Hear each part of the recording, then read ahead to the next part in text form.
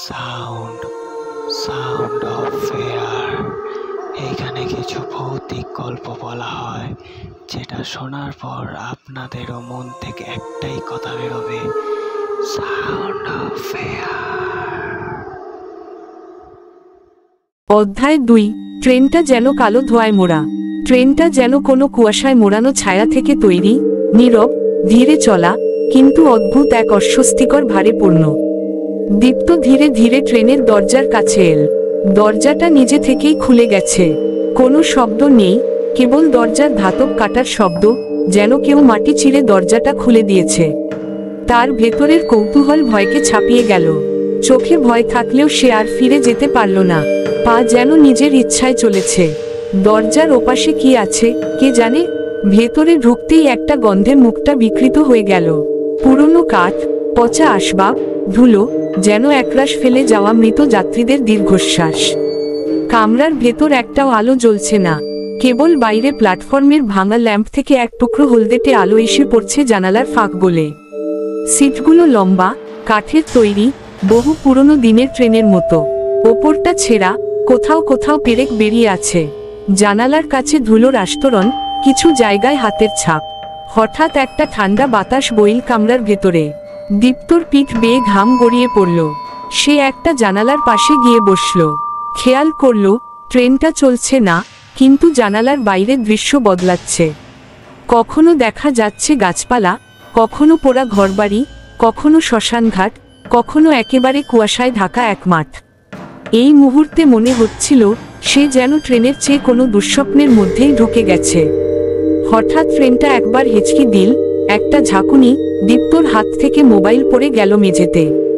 সে ঝুঁকে সেটা তুলতে গেল।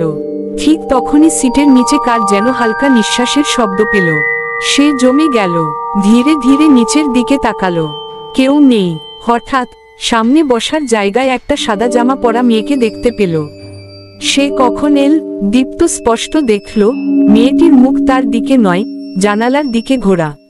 চুল এলোমেলো, মুখ আড়ালে, চোখ দেখা যাচ্ছে না, কিন্তু সাদা জামার ভাঁজে কিছু একটা আছে, কিছু কালো, যেন কালি বা রক্তের দাগ। সেই নিঃশব্দে বসে আছে, একটুও নড়ছে না। দীপ্ত আস্তে আস্তে গলা খাকারি দিল, এই শুনছেন? মেয়েটি নড়ল না।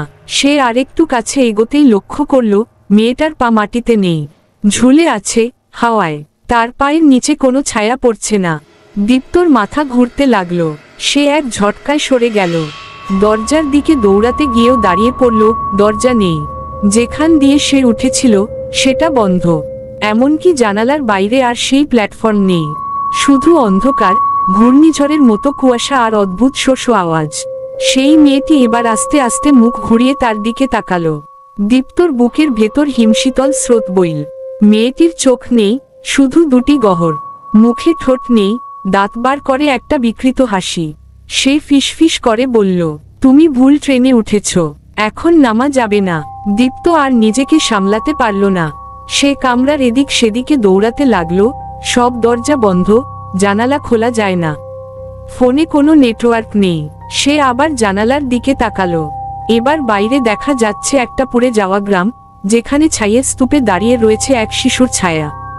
সে চেয়ে আছে ট্রেনের দিকে। বাচ্চাটা ধীরে ধীরে ট্রেনের সঙ্গে সঙ্গে দৌড়াচ্ছে। হঠাৎ করে চিৎকার করে উঠল, ফিরে যেও না, কেউই ফিরে যেতে পারে না।